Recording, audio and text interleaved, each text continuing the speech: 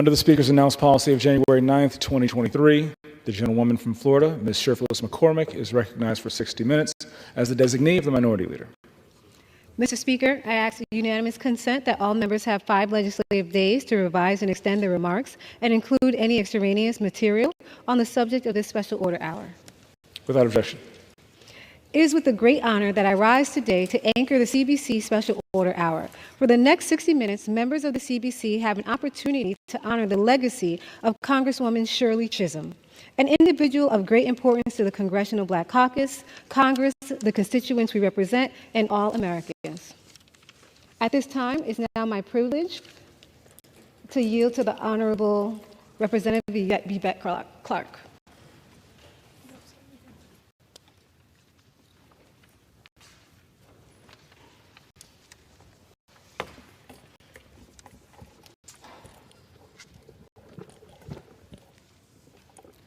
Let me thank you, Mr. Speaker, and thank my dear colleague, Congresswoman Shirley McCormick, along with her partner, Congressman Jonathan Jackson, for anchoring this evening's special order hour.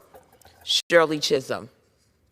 Mr. Speaker, I rise today on this special occasion to celebrate and commemorate the 100th birthday of the late Congresswoman Shirley Anita St. Hill Chisholm, and in commemoration of her lifetime of extraordinary trailblazing achievement. Shirley Chisholm was a woman who truly lived her American dream out loud, unapologetically, and with audacity. Her special brand of leadership and her charismatic persona, in concert with her audacious eloquence and sheer elegance, brought to the world our fight for justice through the embodiment of a petite woman from Brooklyn. As the only Black woman in the New York State Congressional delegation, also a Brooklynite, and the member who holds the very same seat, in part, that Shirley Chisholm once held, I'm not only duty-bound to prioritize the marginalized, overlooked, and protect the underserved and left behind, I am compelled to do so. Because as my Congress member, Congresswoman Shirley Chisholm did the same for me. She championed my cause, she paid it forward, and she pulled me up, just as she did for all Americans. You see, Congresswoman Shirley Chisholm was a woman who dared to be a catalyst for change. From her first day in the New York State Assembly to her last in the United States House of Representatives and beyond, Congresswoman Shirley Chisholm fought to deliver justice, fairness, and equality to all Americans. We are all very fortunate that her life's work, which pioneered progress, restructured the status quo, altered the very chemistry of this body, has provided us a blueprint that we need to do the same. And so remembering the name, remembering the accolades of Shirley Chisholm does more than memorialize her life and legacy. It proves to the millions of Black girls and women in this country that if you achieve, if they strive for their greatness, if they better their country and this world, they too may be remembered eternally by the nation they devoted their lives to bettering. They too may be remembered for all the time as the trailblazers and change makers of their day. We know all too well that progress has never happened by accident. It takes leaders. And in many cases, it takes Black women leaders. So thankfully today, we have countless of them to lean on and to learn from. Together, I believe we have a moral mandate and an opportunity to not just examine racial inequalities that span every sector and every segment of our society, but the responsibility to tell the truth about how we got here. And by celebrating the late Shirley Anita St. Hill Chisholm, we are fulfilling that responsibility. It is indeed my honor to stand here, both of us, born in the month of November, both of us, daughters of Caribbean immigrants, both of us who love to dance and love to dress. Shirley Chisholm, trailblazer. Shirley Chisholm, change maker. Shirley Chisholm will forever be remembered. And with that, I yield back. It's now my privilege to yield to the Honorable Woman Terry Sewell from Alabama.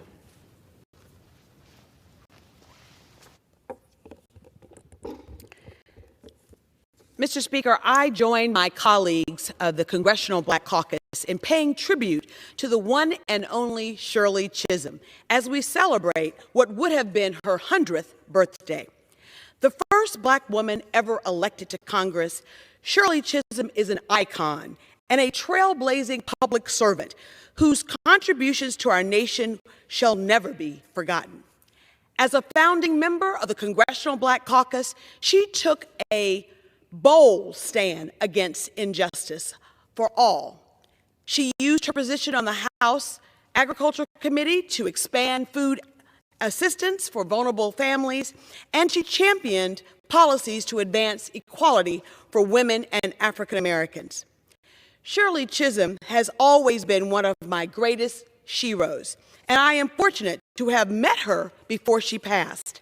As a senior at Princeton, I had the opportunity to interview Ms. Shirley Chisholm for my senior thesis entitled Black Women in Politics, Our Time Has Come.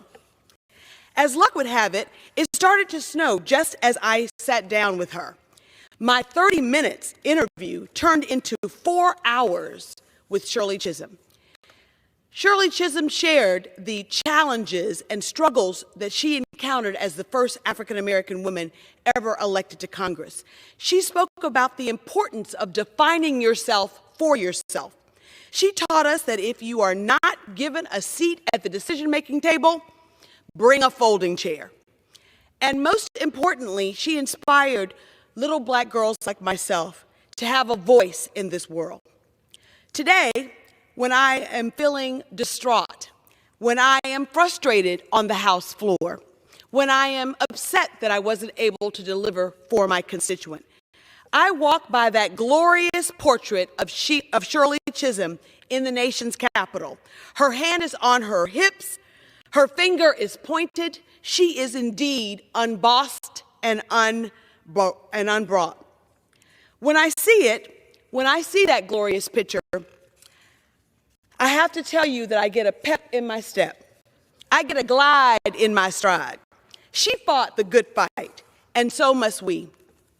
Shirley Chisholm's career paved the way for countless Black women to follow in her footsteps. And I know that it is because of her amazing leadership and leadership like hers that I get to walk the halls of Congress as Alabama's first African-American Congresswoman. I join my colleagues in celebrating the 100th birthday of the legendary Shirley Chisholm. May we never forget the minds that she changed, the change that she sparked, and the countless Americans that she inspired. With that, I yield back the balance of my time. It's now my privilege to yield to the Honorable Barbara Lee.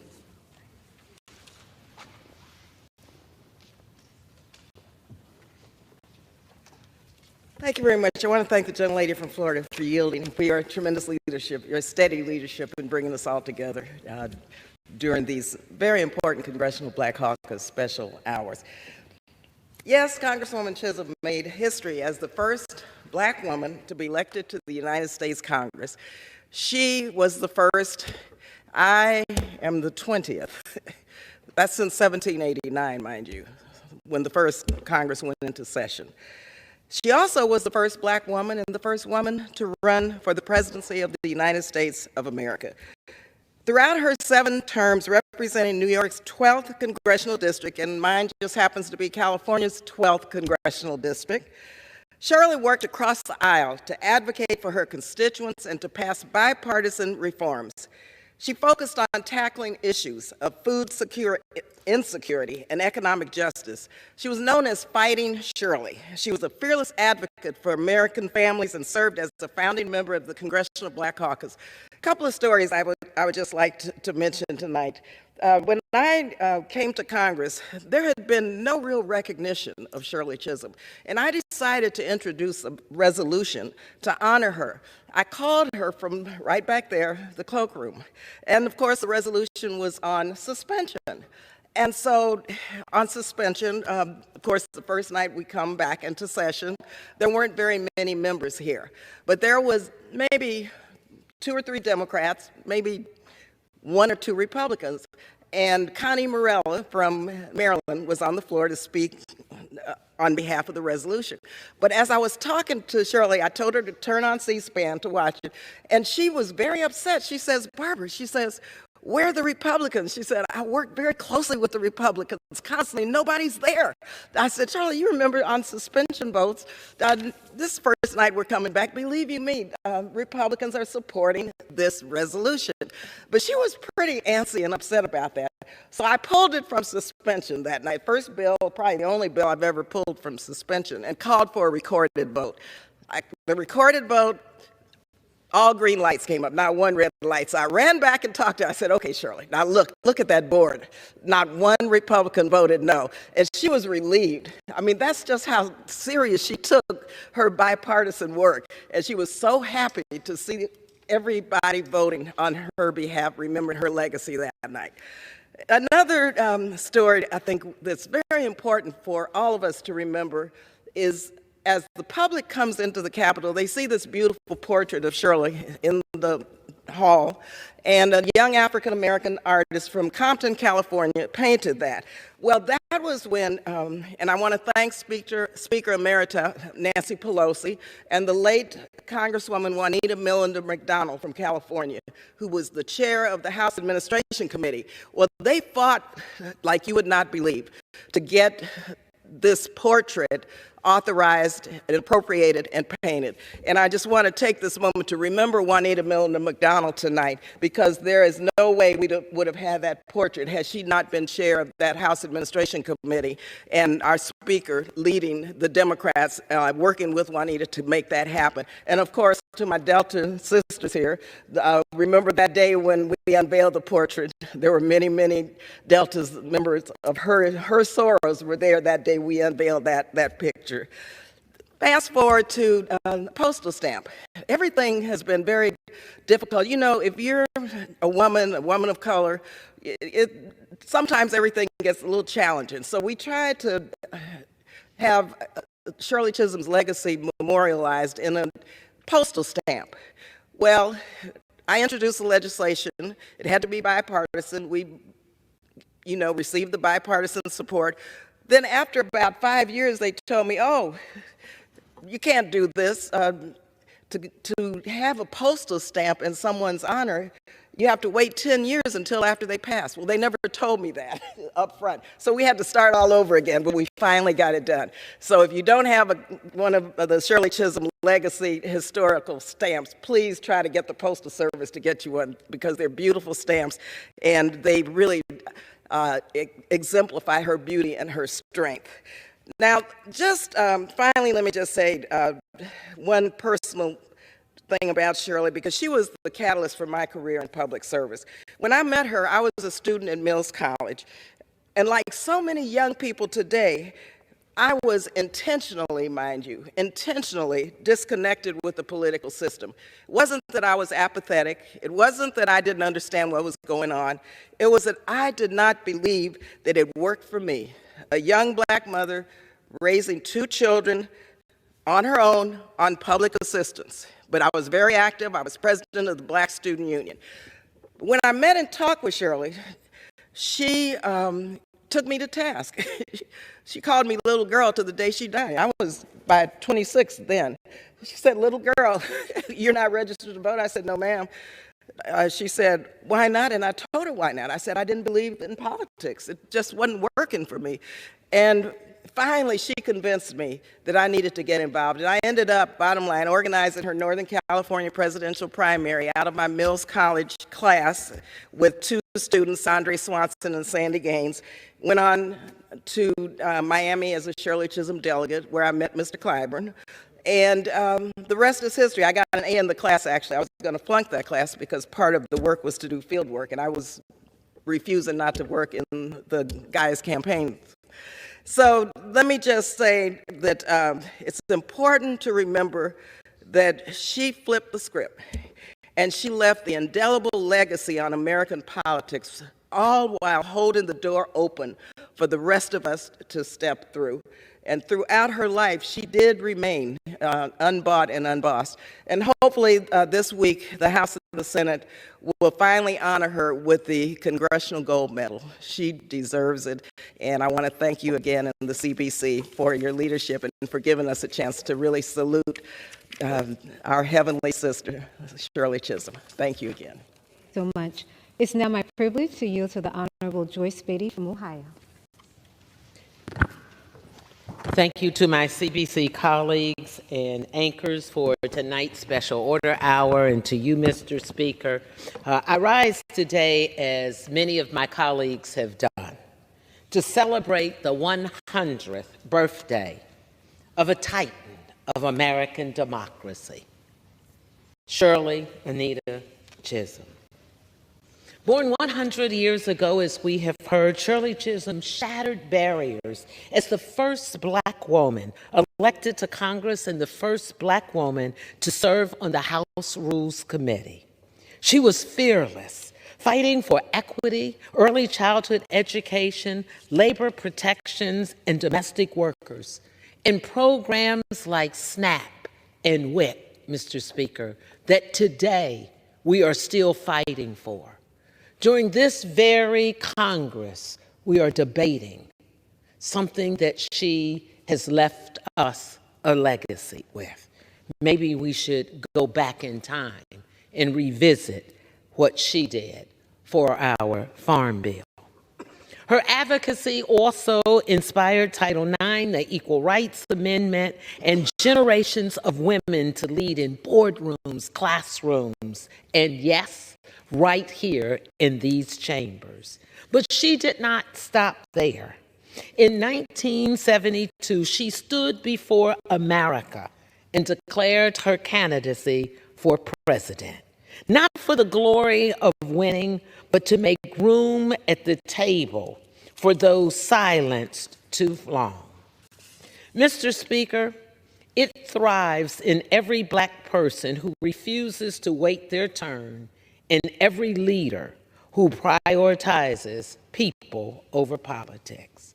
I can tell you, as Chair Emerita of the Congressional Black Caucus, the body that she co-founded with 12 other Black men, I stand on her shoulders. The Congressional Black Caucus stands on her shoulders. I might go as far as saying, America stands on her shoulders.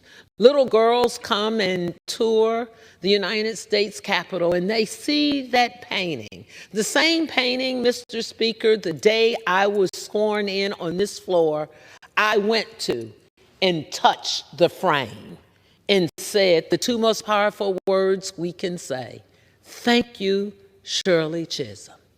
And now I stand here in this room, in this chamber, where Shirley Chisholm stood. I am so proud, as we heard my colleague Barbara Lee say, yes, she was a proud member of our beloved sorority, Delta Sigma Theta sorority. And today I serve with 8 Black women who are members of Delta Sigma Theta sorority, many of them in this chamber right now.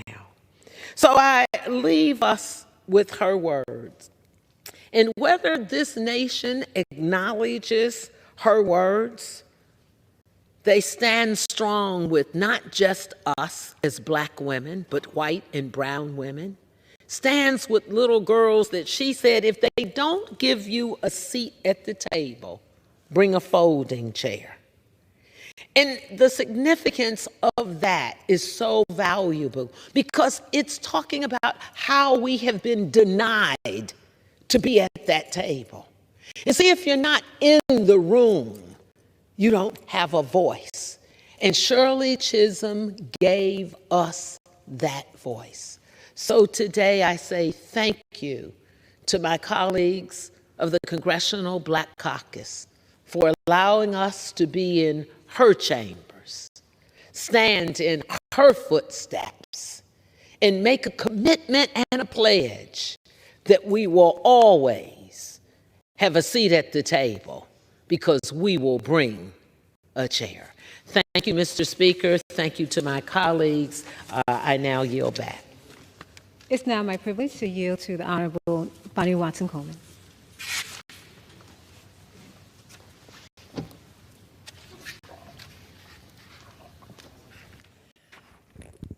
Mr. Speaker, I'd like to thank my colleagues from the Congressional Black Caucus for taking this time to acknowledge this champion. So today I rise in recognition of the late Shirley Chisholm, who was born 100 years ago last Wednesday.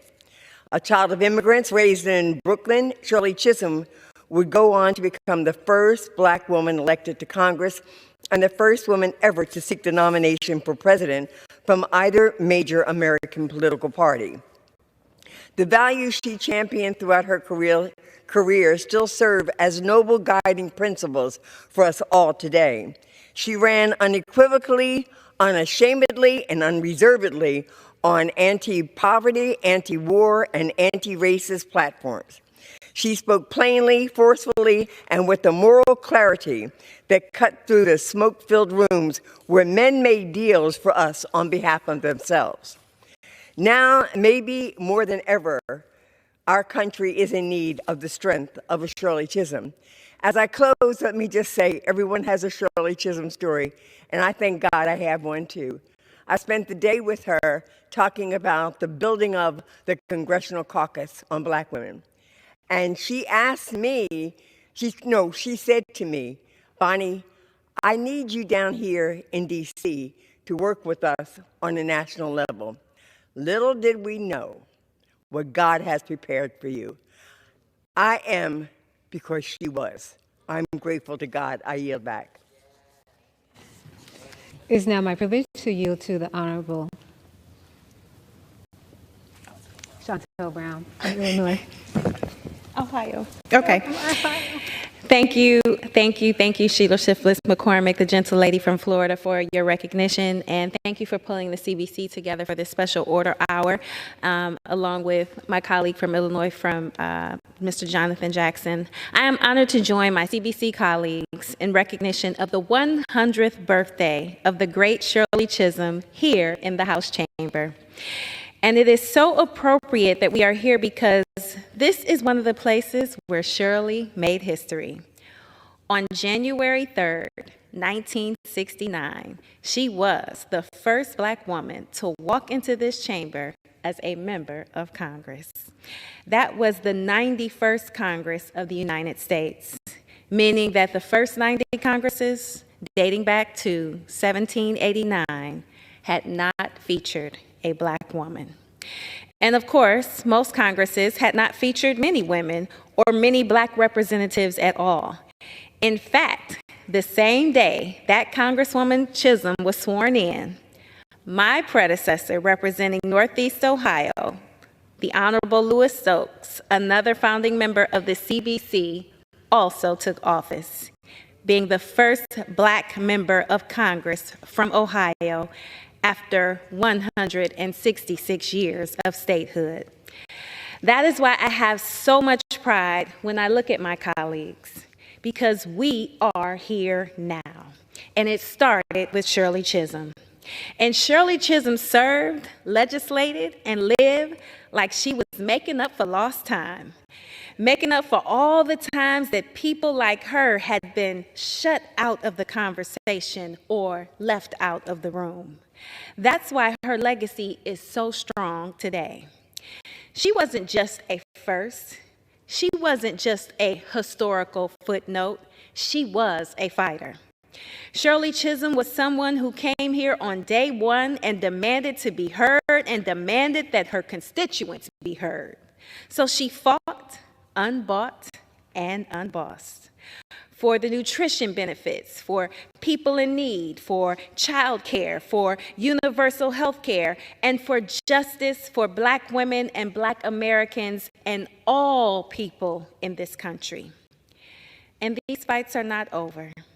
As we head into a new Congress next year, along with the new president, it is clear that many of these same battles will be fought anew. Therefore, as we celebrate Congresswoman Chisholm's 100th birthday, let us all draw strength from her example and the courage to carry on her legacy. And with that, Mr. Speaker, I yield back. Thank you so much, Representative Chantel Brown from Ohio. Now it's my honor to yield to Representative Sidney Kamlager-Dove from California.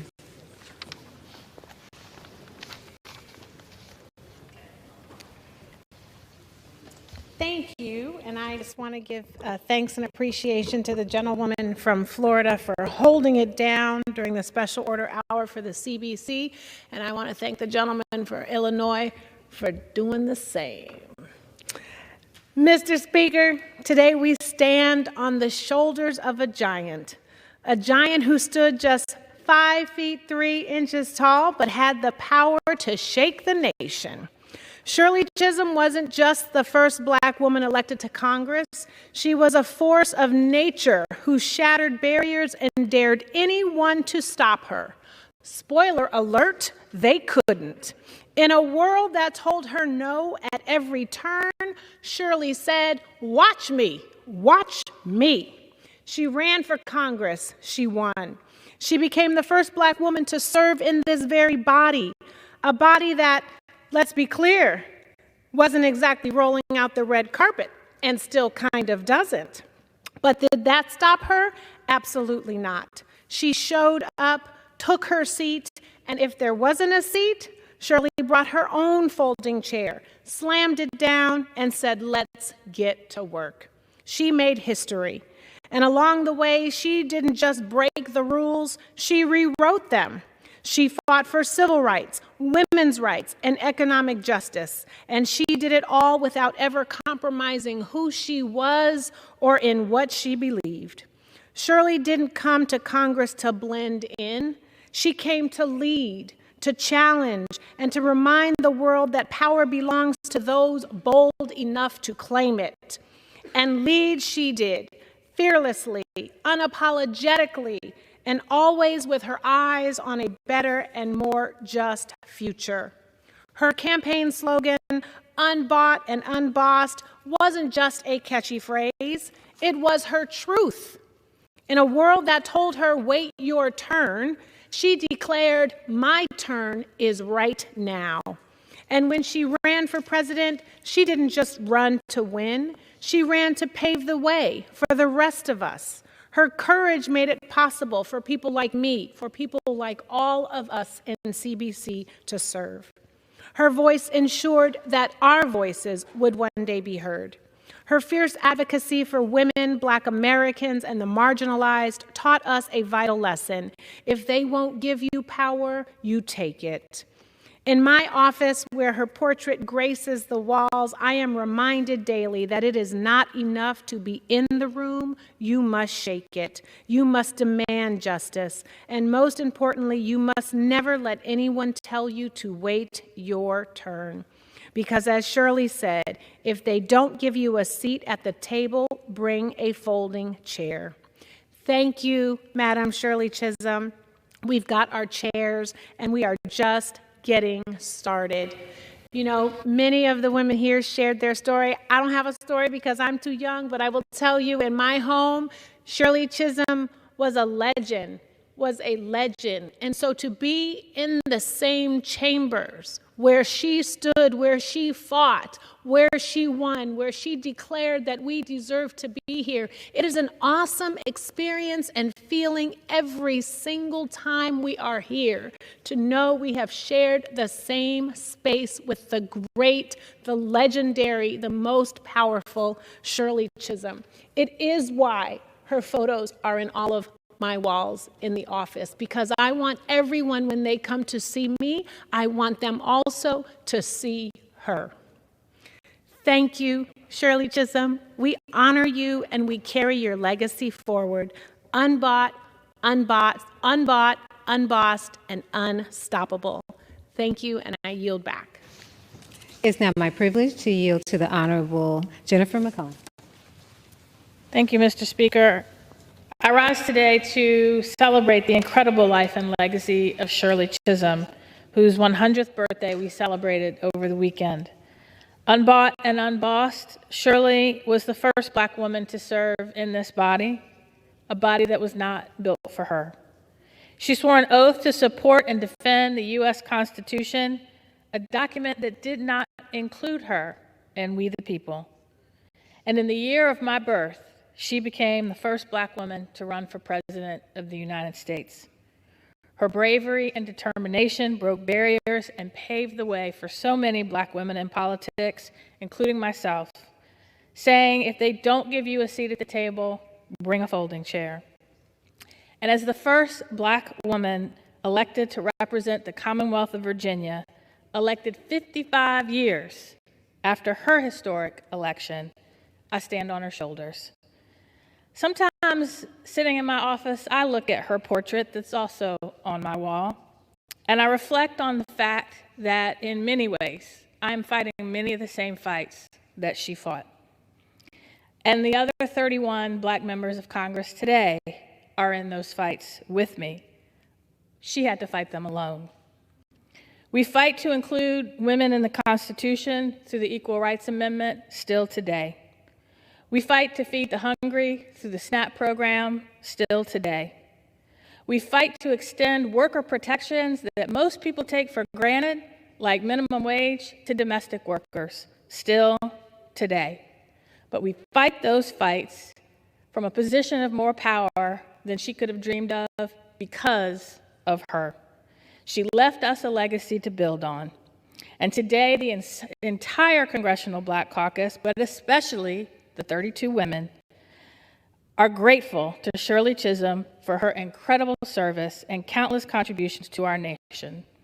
We will continue to build on the progress and momentum that Shirley created until we no longer have to bring a folding chair. But the table is big enough to include everyone touched by the policies we adopt in this body. Thank you, Mr. Speaker, and I yield back. It is now my privilege to yield to the Honorable Representative Lee Carter, who's the daughter of Sheila Jackson Lee for the first time. Thank you.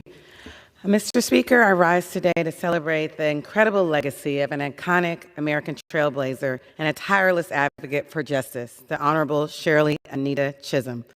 I want to thank the gentle lady from Florida, gentleman from Illinois, and of course the members of the Congressional Black Caucus for hosting this special order honor in honor of this indelible and phenomenal woman, one of many, many firsts. I'm so proud of Congresswoman Shirley Chisholm, who shattered barriers when she became the first Black woman elected to the United States Congress in 1968. Her historic election wasn't just a victory for her district, it was a victory for all of us. And I stand here with humility thinking that I'm walking and standing in the same chamber in which she stood. It was a powerful affirmation that the halls of the most powerful democracy should belong to everyone, regardless of race, gender, or background. She forged new pathways for Black women like me, for my daughter, and all those who came after her. She set a tone in politics demanding inclusivity and diversity by unapologetically challenging systemic racism, sexism, and corruption. During her 7 impactful terms in the U.S. House of Representatives, she championed causes often overlooked by standing up for marginalized communities, women, children, and the working class. In 1972, when she broke yet another barrier, becoming the first Black woman to seek the presidential nomination of a major political party, Her bold and visionary candidacy challenged the status quo and redefined what leadership in America could look like. She was an incredible inspiration to my late mother, Congresswoman Sheila Jackson Lee, and she was one of her most revered heroes, and she spoke of her often. Much like Chisholm, Congresswoman Jackson Lee worked tirelessly for the people, advocating for her district's pressing issues from education to health care, affordable housing, and job creation. Mr. Speaker, I'm so proud and look forward to supporting and voting for the Shirley Chisholm Congressional Gold Medal Act, which will honor her trailblazing career and outstanding contributions to our nation, and might I say, our world. When asked about her own legacy, Chisholm once stated, "I want to be remembered as a woman who dared to be a catalyst of change." Indeed, she was what she dared so boldly to be, and we are grateful to her for that. Today, we thank her for her courage, her strength, her resilience, her steadfast commitment to justice and fairness. As a mother, former educator, and now Congresswoman myself, standing in the very hall she held, I give special thanks to her for always standing up and speaking up for the power that we all possess. And so let us celebrate and honor her legacy by recommitting ourselves to be catalysts for change, not only in our communities, but in this hallowed chamber and across our nation. Thank you, and I yield back. Mr. Speaker, I'd like to inquire on how much time is left.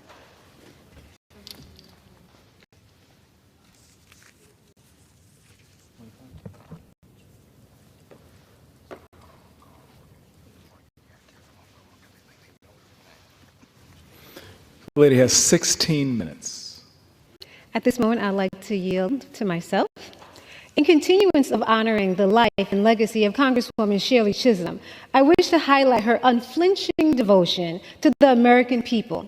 No matter how daunting it was or had seemed to onlookers to be the first and only Black woman in Congress, Congresswoman Chisholm rightfully earned the nickname Fighting Shirley for her determination in empowering underserved communities. She fought hard and fast for the least represented in the United States, introduced over 50 pieces of legislation geared towards reviving her constituents and the nations and relieving them of injustice. She was regarded as being deeply in touch with the nation as she advocated for policies that uplifted citizens out of poverty and empowered them through job training and education. She advocated for our veterans, introduced legislation to increase their benefits so that those who served our country would not suffer from inflation. Her determination to create a nation where every American could succeed lived through us all. Let us continue to honor her legacy by continuing the fight to deliver justice for the American people. It's my honor to be here today serving in the CBC. Because of Shirley Chisholm, us women are here today.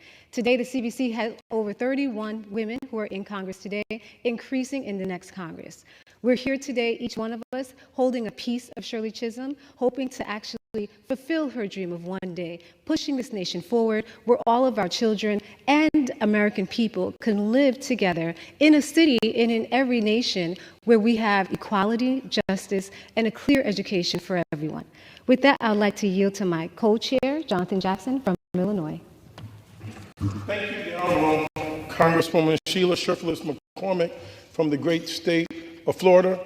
Mr. Speaker, the Honorable John James of the great state of Michigan, it is my pleasure to stand before you today to speak on behalf of the Honorable Shirley Chisholm, a woman that has come in from such depths to such heights that everyone should be reminded of her greatness and the trail that she had to blaze. She had no path to find. She had to indeed blaze a trail. If you can think about it, since 1789 to 1969, after 180 years, it was the first time an African-American woman was able to be called a representative. African-American women have been at the bedrock, the foundation of this nation, and oftentimes had gone without recognition. Think about the indignities that women have experienced in the past and in the present. We're still fighting the same fights for dignity, for a woman to have rights over her body. Now the corridors are filled with so many men that have had transgressions against women. I thought those fights were behind us, but we're still fighting for a woman to be believed in these same corridors. Think about it.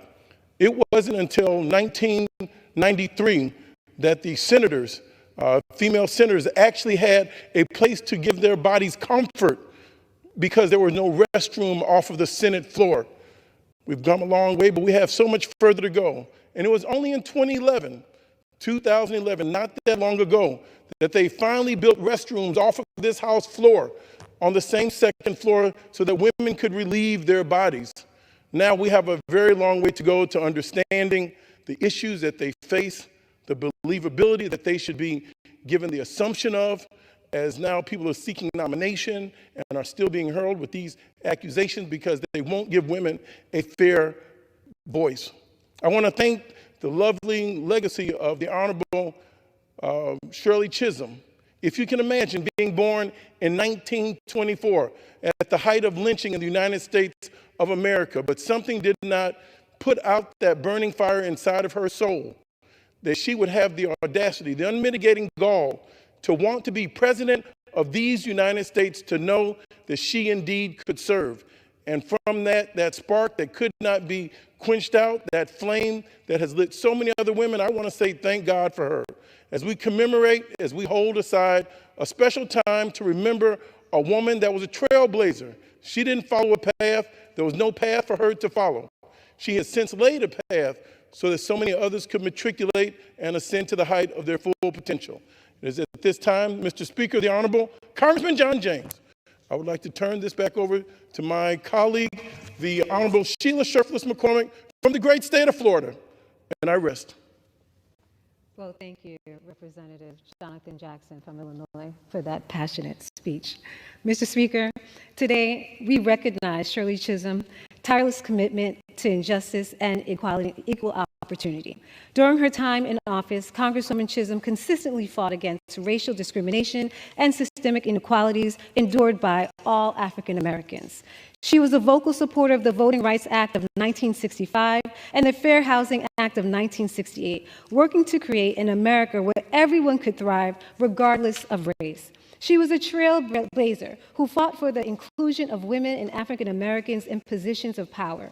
Her election to Congress inspired generations of Black women, showing them that they too can hold public office. Shirley Chisholm has a special place in my heart, being born in Brooklyn, raised in Queens, and later moved to Florida, and a Caribbean woman. Seeing her do that inspired all women to know that it was possible. Today in Congress, we proudly stand 31 strong Black women, and we are about to welcome the highest number of Black women in history from the 119th Congress. Congresswoman Chisholm's advocating for economic opportunities for marginalized communities. Believing economic mobility was key for empowering African Americans and building a strong America.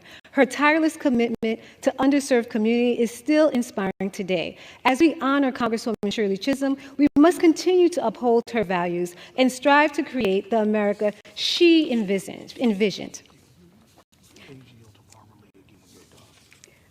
Mr. Speaker, I'd like to yield to Honorable Barbara Lee. Thank you very much. Thank you for yielding again. I just wanted to add another dimension to this discussion regarding Congresswoman Shirley Chisholm. You know, Congresswoman Shirley Chisholm's parents were from the Caribbean. Her father was from Guyana and her mother was from Barbados. And Congresswoman Chisholm grew up in Barbados, even though she was born in New York, but she had a very profound worldview. She understood we all were connected to each other. And very recently, in honor of her 100th birthday, for the very first time, an American's portrait was unveiled in the Parliament of Barbados. And this is a significant historical fact for all of us to remember. And I just want to say thank you again for giving us a chance to lift her spirit up tonight, and want to say to Shirley Chisholm, happy heavenly 100th birthday. Thank you again, Congresswoman. Thank you so much. Before we close, I would like to recognize once again Barbara Lee for all her hard work in Congress. And it's so fitting that we celebrate 100 years of Shirley Chisholm and have Barbara Lee with us. You'll be sorely missed. I know Shirley Chisholm is looking down right now, and she's so proud of you. Because of Barbara Lee and her mentorship, we have a sisterhood in Congress. Congress with the CBC women, a sisterhood, a bond that it can't be broken. So I thank you, Barbara Lee, for your mentorship, for your sisterhood, for everything you've done. And I can't help but think that Shirley Chisholm is looking down at all of us and saying how proud she is that we've gotten here. We have a lot of work to do. What we started and what she started has to be finished, I hope, by our generation, by working together and us all recognizing her hard work on both sides. With that, Mr. Speaker, you've heard from my distinguished colleagues about Ms. Shirley Chisholm, all issues of great importance to the Congressional Black Caucus, our constituents, Congress, and all Americans. Tonight. With that, I yield back. The gentlewoman yields back.